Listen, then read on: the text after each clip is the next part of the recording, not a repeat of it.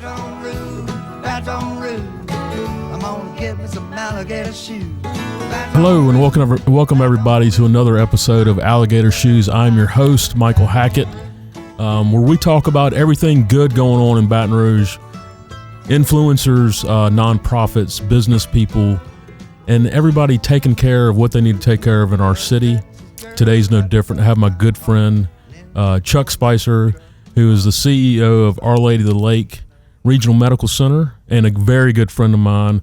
And I've been looking forward to having him on. It's more than the regional, Mike. It's more than the regional. Oh, well, let's get into it. Let's just go. It's the Children's Hospital. All right. It's St. Elizabeth. It's Livingston. It's North Baton Rouge. It's Assumption Community, and now Our Lady of Angels in Bogalusa. Okay.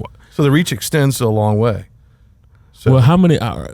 We're just going to dive right in. Well, I want to first Chuck. point out that I'm wearing alligator boots. You are wearing alligator. I didn't wear my alligator boots today, so I'm glad you wore those. You showed me your very favorite picture of your alligator boots, and I said, let's put on the burnt orange Caymans. I love it. I love it. All right, let's back up, Chuck. Give us a little bit of backstory on you, where you come from, and really how you got here, and I'll kind of take it from there. You know, you've been here about 2.5 years now. So how'd you get here? It'll be 3 in October. Oh, really? Okay. I mean, native Texan, which those people that have met me, I've been able to meet. Kind of know I do wear it on my sleeve a little bit. Which is just, you can take me out of Texas, you can't take Texas out of me. That's right. So I spent the first 10 or 11 years of my career around the Dallas area in healthcare. Went up to Oklahoma City to run the Children's Hospital. Thought I'd be there for 2 or 3 years. Stayed there for 17 and a half years. Great place to raise a family. But as my kids graduated from high school and COVID was settling down, my wife and I kind of thought we were free agents. So we were able to look around the country to see where we wanted to live. And I think I told you this before. I had 3 opportunities, all in Catholic healthcare, come at me in 1 week. One in Richmond, Virginia, one in Baton Rouge, and one in Austin, Texas. And as a big UT fan and a big fan of Austin, we really thought that's where we were headed. Yeah. But as we visited each place, went through the process, as much as I love Austin, the organization I was interviewing with was not Texan anymore. And it didn't represent the culture of Austin. It didn't represent really a cultural identity that was regional at all. Richmond just wasn't a good fit, a little bit aristocratic, not a beautiful city. And I came here and I knew about the lake. I've had some friends that have worked here, been to LSU games before, so I knew Baton Rouge is a cool place. But the culture and the faith-based heritage that the sisters brought here, now over 110 years ago, just was visible. And this is a Baptist kid from Abilene, Texas, that became Methodist, but the Catholic culture really spoke to me with that faith-based really roots. And as I've told you before, we went to the interview dinner with the board and the search committee. My wife was with me, and after about a 2-hour dinner, we walked out and she looked at me and she said, "This is where you're supposed to be." Unbelievable. Now, you said you grew up Baptist and all that stuff. Were you involved in a religious-based organization before this, or was it just ironic that 3 of them reached out to you at the same time? No, I started my career in faith-based healthcare. I started actually as an intern in a Baptist health system in Abilene, Hendrick, and that's really where I got kind of the desire and the kind of the draw into healthcare in general. But a lot of that was because of community faith-based healthcare. It was really to do things for the community. Yeah. Then I started, after that, my first real job was with Presbyterian Health in Dallas, later down THR, which is faith-based health system based in Dallas.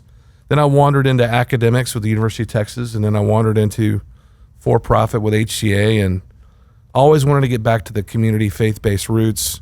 Had a couple of chances. It just wasn't the right thing that didn't fit. And then we also wanted to stay in children's healthcare. One of the things that attracted me here is I loved best job I ever had was the CEO of the Children's Hospital in Oklahoma City. Mm-hmm. So having Lake Children's, which is still new, a part of a faith-based system, was perfect. Yeah. I think the first time that you and I met was, like you said, almost 3 years ago at a reception for you. And you got up there and you spoke very eloquently, and it really touched me because we had not met, but we met right after. And you were saying, you mentioned what you just talked about, but I'd like for you to dive into a little more deeper, because Austin versus Richmond versus Baton Rouge, and you were very almost emotional about the fact that, you got here, and we talk about this a lot on this podcast. You're like, quit asking me why I'm here. Quit asking me why I chose Baton Rouge over Austin and Richmond. I'd love for you to kind of dive into that, to let our listeners know that, like, it's pretty special here. And you mentioned that several times in this speech you gave. Well, I think the United States doesn't have many cities anymore that are still connected to their soul and heart and roots. And there's a handful in Texas. I think Fort Worth is one. Oklahoma City's kind of losing its roots a little bit as it grows and prospers. But when I came here, I felt a community. And I think the worst critics of Baton Rouge are the people that live here. Right. I love downtown. Everybody's friendly. There are certainly divides culturally, but there's still a desire to be together. Whether you're at a game or a crawfish boil, you're going into the convenience store. It's really a culture of unbelievable hospitality and welcoming. I was a little afraid it was going to be kind of a series of cliques I would navigate based on it being a kind of perception Old South, and it was the opposite of that. Yeah. I was invited in everywhere, and just really refreshing. And I think we need to talk about that more. I think it's a real unique thing for the United States and for Baton Rouge. And everything's great about Baton Rouge until you get on I-10, and then it all falls apart. I don't disagree with you there. I may have had a hand gesture given to me this morning I have several from a gentleman on I-10. Well, at that first meeting, you and I talked, and you looked at me and you said, "I hear I need to meet you." And I said, "Well, I want to meet you." And you said, "You have a podcast about Baton Rouge, don't you?" And I was like, "Well, I'm working on it." And here, 2.5 years later, thanks to Gordon and Brandon and everybody here, we're able to do it. One day I'll meet Gordon. Well, Brandon, the icon. Let's make that happen. He is an icon. Especially now my son's taking the bar exam as we speak. That's right. In Oklahoma. Well, let's go back to Oklahoma. So you spent 10 years in Oklahoma City. 17. All right, got my math wrong. 17 years in Oklahoma City. We've talked so much about this, and originally you told me, Oklahoma City and Baton Rouge are a lot alike at one point. And then you told me, I'll let you finish it, but it all leads to they just won the NBA, and it's booming now. So what are we, without, we're not going to get an NBA team here, but what are we missing the boat on that you can kind of relate that back to? Well, I think I moved to Oklahoma City in 2005, which was 10 years after the bombing, the Murrah bombing that everybody remembers. I remember where I was at when I found out about it. And Oklahoma City was in a bad place. It had been an oil bust. Downtown was in disrepair. They were on a road to nowhere. And then the bombing happened, and it got worse. And but some city fathers got together in the late 90s and said, enough. We're going to all make some investments, public and private investments, taxes and private investments as well, to get this city where we believe it should be. And over the last 25 years, with the benefit of different investments, again, public and private, it's a great place to go. I mean, people would come in to visit, and we're like, wow, which is similar to Baton Rouge. When people come visit here, they don't have an NBA team or the downtown we want. It's getting there, right? But people love it. It's amazing. It's the same feel. Like I think Baton Rouge needs to be the best Baton Rouge. Don't try to be Houston, or don't try to be Greenville, South Carolina. Those are great places to be, but we can be the best Baton Rouge just by making the most of the culture that's been here. Well, and it's a perfect segue into your very first St. Patty's Day parade, which runs near your house. Right. You walked out your door, and we walked about a block, and you thought, oh my God, I cannot wait, because you had some friends in from Oklahoma City. Jeff and Kelly I Siegel. cannot wait for my friends to come see Siegel this. needs to watch this podcast. I wish he would. So that was a moment in time, and I remember talking to you. The second moment, I don't know if you remember this too, your very first Big Bash. You and I had Ubered there, and we're walking up to the Big Bash, and we're dressed in our tuxedos. And our wives were with us. This wasn't just you and me. No, this was actually before they got there. We got there early. So it was just you and me. I was in a trance at that moment. Well, we walk up, and you're like, holy cow. And you looked at me. You like grabbed you, and you said, don't let me ever forget this. No, because I think healthcare markets between the two cities. Oklahoma City is a little bit bigger than Baton Rouge, but it's very fragmented, and there's really no one bets on a winning team. Everybody kind of covers their bets across all health systems, and they compete, viciously. People want to be identified with the lake. If we do our job and provide the service that we should provide, live up to the mission the sisters started a century ago, people want a part of that. And that night and the last two we've been to, people want a part of that because they know that their family and their children can go to the lake and get the healing ministry of Jesus Christ. Mm-hmm. Well, I hear you say that a lot, and so that's obviously very important to you. It is. I mean, it's my parents raised me to be, I thought really religious, but it's not what they wanted. They wanted me to be spiritual and connected to the community and to serve. And I see it when I'm there. Your relationship with the sisters is pretty special. It's intimidating. As somebody that hadn't been around sisters before, it was intimidating until you meet Sister Helen. Yeah. And her angelic presence and voice. Yeah. And then you have Sister Eileen also on our board, and Sister Eileen's complete command of what she expects of the lake in a perfect way to deliver the mission to everyone the same way. Mm-hmm. To not be selective or discriminatory, but to deliver that mission and ministry to everyone that needs us, especially those most in need. We had on one of your great docs that work there, Dr. Mark Laperouse was on here, and he was saying the exact same thing in the ER. He was embracing the fact that we take care of everybody. Yeah, I think Lap and I, we met early on too, and I've got a nickname for everybody, by the way. So I think there was still a kind of internal mental and emotional wrestling with this Earl K. Long, former private hospital, Our Lady of the Lake, and how can those two things meet?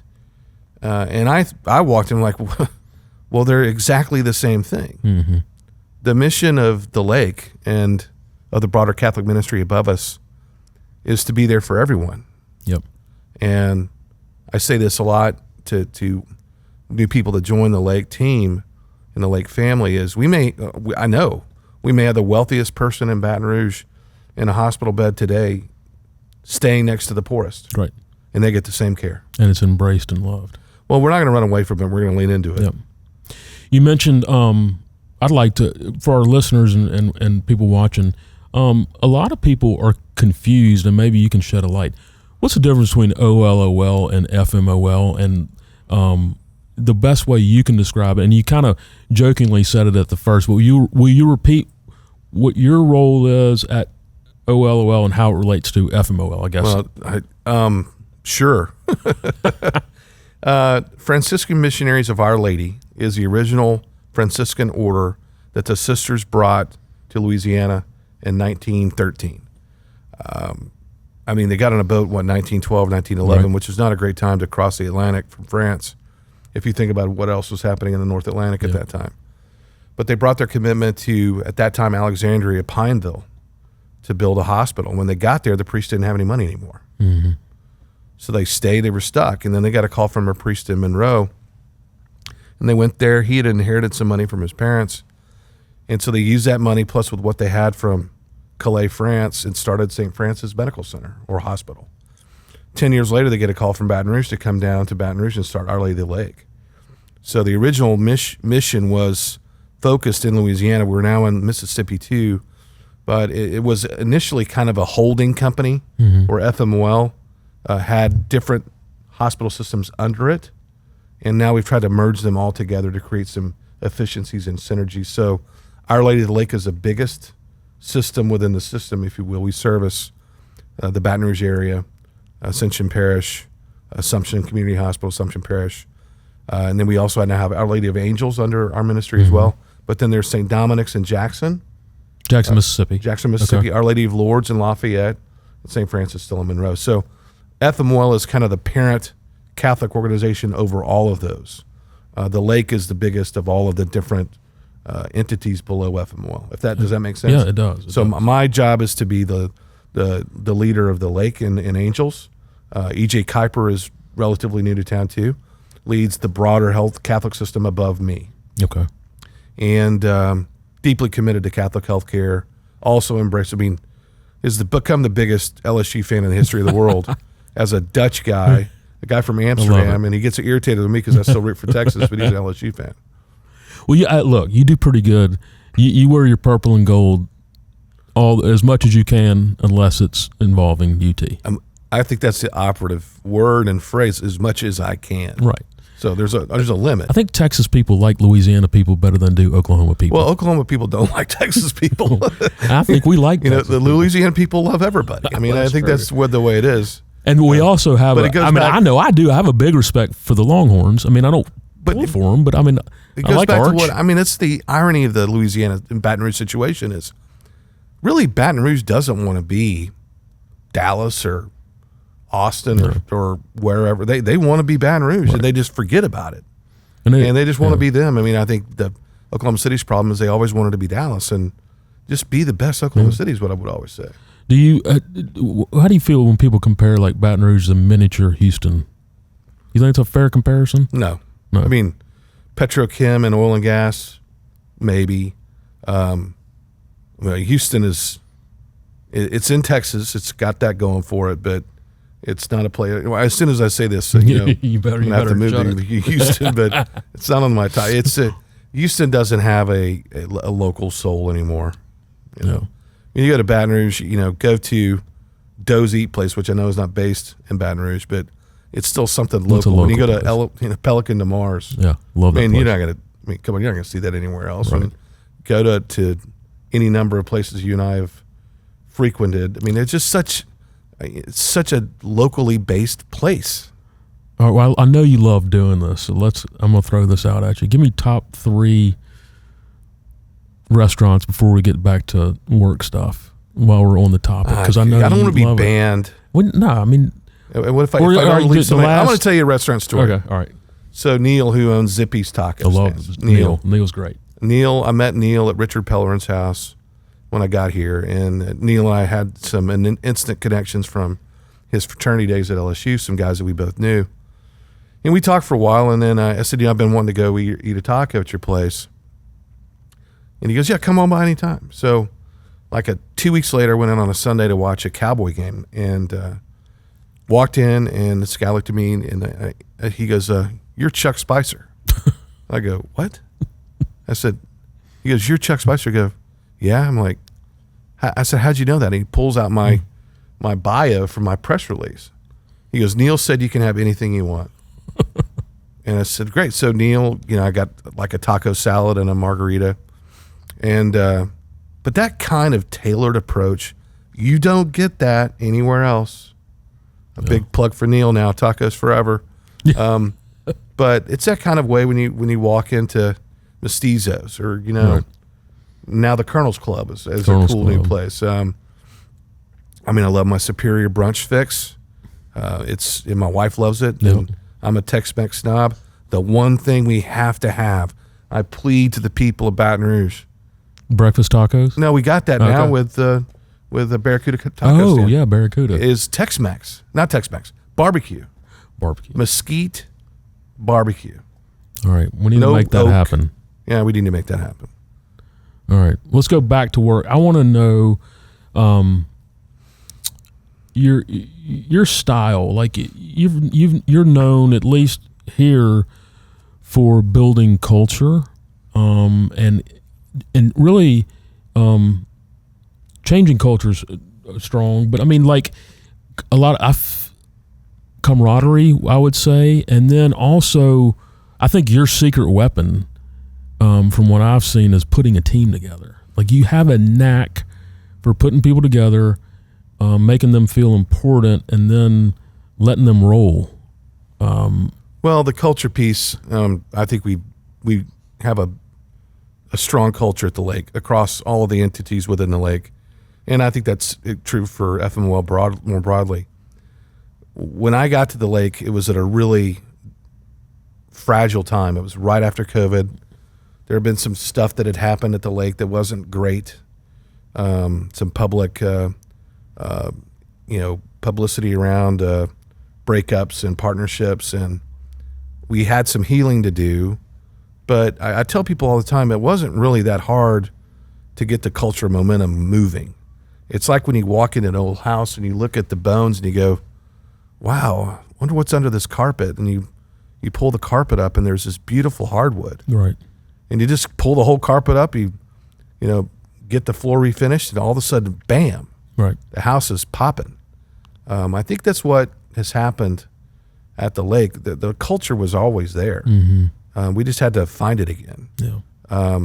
The team has been fun because it's been a mixture of people that have been at the lake a long time and grew up there and know the heritage and know where all the corners and crannies are. But we brought in some new people too, and we don't go out to dinner every night or happy hour, but we get along really well as a team. We have fun. It's intense. It's hard work. I mean, God has put us in a place where we're dealing with people's lives. And It's serious stuff, but we also try to understand that we have to enjoy each other. Our mission says we're there for each other to be there for the people that need us. Right. And I remind the team that all the time, because if we're not there for each other, we can't do that next thing. It's kind of like, much simpler love. You can't love somebody else if you don't love yourself. We'll love each other. Yeah. And the other part about a team that I really, I'll use a basketball analogy because it's for somebody in the audience, it's going to make some sense. But when I personally played basketball and I went down the court and shot every time, we lost about every game. Yeah. And I had to learn how to be a point guard and to find the best people on the court to throw the ball to. And different situations required different distributions of the ball.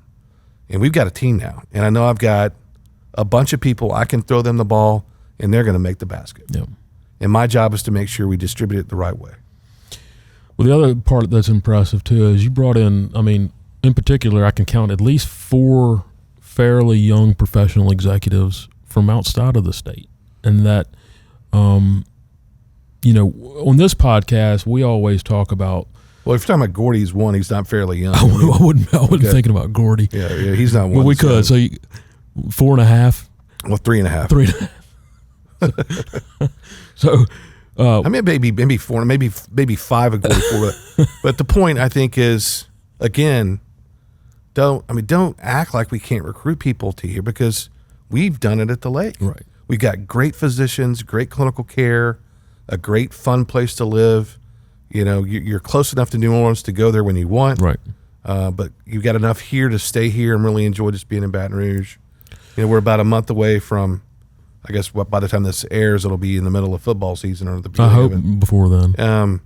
Not a better place to be. Yeah. Well, I was going, on this podcast, we always talk about losing our talent, to I guess this question is twofold. We've got people here that, they raise their kids here, and they encourage them to go off to school, which is wonderful. My parents did that to me. But they encouraged me to come back when I was ready, and I was ready to come back. What I want to do with this podcast is kind of change that narrative and say, go do what you got to do, but come home, because it's a great opportunity there. How do you, first of all, how do you get these young people engaged in Baton Rouge, and then how do you attract our amazing talent from LSU Med School, Fran U, all the stuff that we have going on here for your specific reasons? How do you keep them here? Well, again, sorry to go back to the Oklahoma City analogy. That was the same problem they had 30 years ago. Okay. People would grow up in Oklahoma City, they go to OU, then they go to Dallas and never come back. Then people started coming back to raise their families, which is a bit of the secret, because you guys got something going on here with Catholic High and Episcopal and the great private school options in our suburbs. We have good public options in Prairieville and Gonzales, Sure. Yep. Zachary. And if you are a family in Dallas, it's hard to live there. Sure. There's a lot of transiency, people from all over which is World, kind of right? good, all over Yeah. but all over the world. And it's a diluted culture. If you come here, you're going to go to a crawfish bowl at least 17 times during the spring. You're going to go to a tailgate, even if you don't go to the game. And your kids grow up with that, and that's something special. I was lucky to raise my kids in the same place for the majority of their childhood, really the vast majority of it. And that's the same thing I see the opportunity to do here. I see your kids growing up in Baton Rouge and think about how great their memories are going to be. And you're right, we got to have the jobs to bring them back. And the jobs are there in healthcare. Now, it's a little bit different with physician training. We need to grow our graduate medical education, which is residents and fellows. Because we can graduate all the medical students in the world, but they have to go train in Dallas or Nashville, and they never come back because they marry somebody from there. Right. Keep them here. I do think we have to grow industry beyond our traditional industries. It's going to be tough. It's going to require some risk, but I think we have some city fathers and mothers even that have the foresight to begin doing that. I think things like the arena for LSU, things like what BRAF is doing with the chamber and with the city to work on downtown, the Memorial Park. Those are all critical elements of how we can do things to keep people here and attract people here. Yep. We're about to wind up. But where do you think, where do you see, if you could have a magic ball, where do you see Our Lady of the Lake 5-10 years down the road? What's the ultimate goal for you for what you do in your position? Well, to have a great place for people to work and come to for their care, and keep more people in Louisiana for their care. There's no reason for people that have complex cancers to go to Houston. We have the best heart program in the state, in my opinion. There's no people to go to Boston for cardiac care. We have fantastic specialists here. We just have to optimize that and make sure people understand it. I've been with the University of Texas. I've been with the University of Oklahoma, Dallas, Oklahoma City. These are the best doctors I've ever worked with. Really? Without any pause or hesitation. Yeah. And they're good people. Yeah. They are good people. I found that as well. Like, there's some really, really wonderful people to work with over there. I mean, from the doctors that work with the Lake Physician Group to our private physicians that we collaborate with at Brock and NeuroMed, and fantastic private physicians to the LSU partnership we have. We have really great doctors. So Trey Connors would be mad I didn't mention Trey Connors. Let's CBT. So we'll mention CBT. Well, good. Well, Chuck, all right. We always end this podcast with two questions. Which is my favorite band, is that one? Well, all right. Who is your favorite band? You know the answer to that question. It's You don't like it. Your wife hates you too. Right. I like U2. My wife doesn't like U2. But I like a lot of it. I like country and everything. So, okay, what's the other questions? I mean, I know you're a Texas boy at heart, but you've been here almost 3 years. What does it feel like to you? You've kind of answered this, but what does it feel like to you to be a Baton Rougean now for the past 3 years and in the foreseeable future? What does it mean to you? Well, I've been here long enough where there's always going to be a piece of me here. Yeah. I've told you this before. I already feel like I have relationships here. They're going to be with me the rest of my life, whether I live in Seattle or Costa Rica. I haven't thought about that one.